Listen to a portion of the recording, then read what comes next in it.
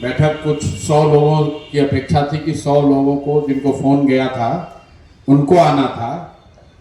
और मुझे लगता है कि उसी में से किसी साथी ने पोस्ट बनाकर सोशल मीडिया पर डाल दिया कि कोई युवाओं के साथ चर्चा है। ऐसी कोई जनरलाइज चर्चा नहीं है। जैसा कि आपको मालूम है कि सारे संगठन के सारे प्रारूप जो पहले से एग्जिस्ट करते थे उसको भंग कर दिया गया है। उसमें वाहिनी भी है, उसमें यूथ क्लब भी है, उसमें डिजिटल योद्धा भी हैं, उसमें दूसरे साथी लोग भी हैं, उसमें जेएसपीटी भी है, सब भंग है। तो अब उसको फिर से पुनर्गठित करना है। और जैसा मैंने कहा था वहां गांधी आश्रम से कि 15 जनवरी से उसको पुनर्गठित किया जाएगा।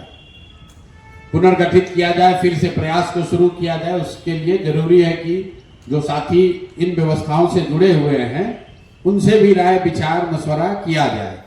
अभी जो अभिषेक बता रहे थे कि जीत और हार से, एक बार आप जीत गए तो सब बात सही है और हार गए तो सारी बात गलत है। सच्चाई कहीं ना कहीं बीच में है। बहुत सारी कमी रही होगी, लेकिन इसका मतलब ये नहीं है कि जो पहले से हो रहा था वो सब चीज बंद करके अब फिर से नया जीरो से शुरू किया जाएगा। प्रयास ये है कि पिछले 3 साल में जो कुछ भी हुआ उसको देखें, उसका मूल्यांकन करें, उसमें जो सही है उसके साथ आगे बढ़ें, जो उसमें कमी रह गई उसको सुधारें या उसको हटाएं।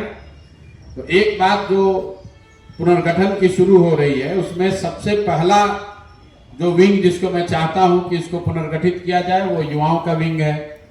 और युवा साथी जो हैं वो सबसे बड़ी संख्या में पहले यूथ क्लब से जुड़े हुए थे। उनके लिए एक व्यवस्था बनाई गई थी यूथ क्लब की, और ये प्रयास किया गया था कि हर पंचायत में कम से कम एक यूथ क्लब जरूर हो। पदयात्रा के दौरान मुझे लगता है कि छपरा, उसके आगे सिवान तक, सिवान, छपरा, गोपालगंज, वैशाली तक यूथ क्लब की जो संरचना थी उसका बाजाबता पदयात्रा के दौरान मेरे सामने उसकी वोटिंग भी होती थी। ब्लॉक कोऑर्डिनेटर भी चुने जाते थे, कुछ ब्लॉक कोऑर्डिनेटर यहाँ बुलाए भी गए हैं। लेकिन वैशाली के बाद से जैसे जैसे संगठन का, यूथ क्लब का साइज बढ़ता गया वैसे वैसे उसको मैनेज करना मुश्किल हो गया। जैसे पदयात्री पहले थे 50-100 लोग थे तो उनको व्यक्तिगत तौर पे हम लोग जानते थे, जिसको आप वाहिनी कहते हैं।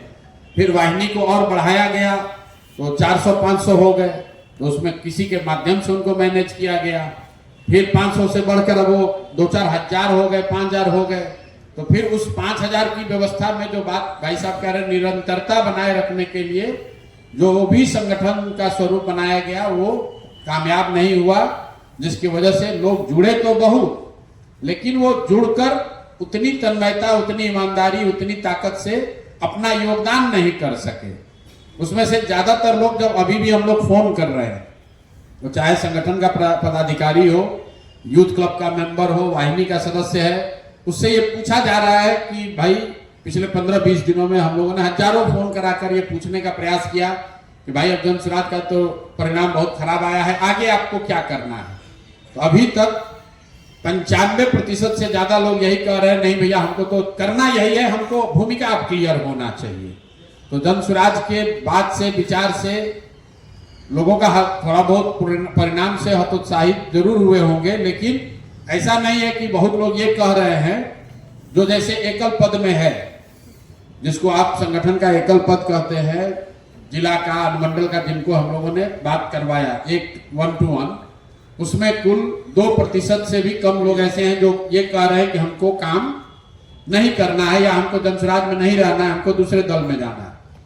लेकिन ये भी बात सही है कि इतने लोग एकल पद पर थे फिर भी वोट नहीं पड़ा, तो उन्होंने काम भी नहीं किया है। तो एक नजरिया ये है कि भाई जितने लोग संगठन में थे कोई काम नहीं किया, सबको हटाइए, नया ले आइए। और दूसरा नजरिया ये है कि भाई जो लोग जुड़ा था वो तो ठीक ही जुड़ा है, उससे काम लेने की जो व्यवस्था बनाई गई है उस व्यवस्था को और बेहतर बनाया जाए, क्योंकि लोग तो अभी भी जुड़कर काम करना चाहते हैं। ऐसा नहीं है कि जो यूथ क्लब में लड़का है वो सब भाजपा में चला गया, ऐसा नहीं है कि जो वाहिनी से साथी जुड़ा था वो सारा जदयू में चला गया। वो ये कह रहा है कि भाई हमको क्लैरिटी नहीं थी, कोऑर्डिनेशन नहीं था, संभव उसकी भी अभी कुछ कमी रही होगी, लेकिन मोटे तौर पर मैं समझता हूं कि जो भी व्यवस्था हमने बनाई, मैंने बनाई, उसमें वो कमी रही ताकि जितने लोगों की ताकत, अनुभव, आपके प्रयास, आपके भावना का सम्मान करते हुए आपकी जो भूमिका हो सकती थी, उस व्यवस्था ने उस भूमिका का पूरा सदुपयोग नहीं किया। तो इसीलिए अब ये नए पुनर्गठन के समय में जितनी बुद्धि शक्ति है उसको लगाकर फिर से प्रयास किया जाएगा। ऐसा नहीं है कि अब नया जो बनेगा उसमें कमी नहीं रहेगी, लेकिन ये सतत प्रक्रिया है। जो चीज पहले सीखा गया है, पीछे के जो अनुभव है, उसके आधार पर एक नई व्यवस्था बनाने का प्रयास कर रहे हैं। और एक जो बात समझ में आई कि जो यूथ जो जुड़ा हुआ है, वो चाहे यूथ क्लब से हो, वाहिनी से हो, डिजिटल योद्धा के तौर पर जुड़ा हो, या PRI चुनाव लड़ने के लिए जुड़ा है, मोटे तौर पर ये सारे लोग हैं जिनका बिहार के सामाजिक राजनीतिक जीवन से सरोकार है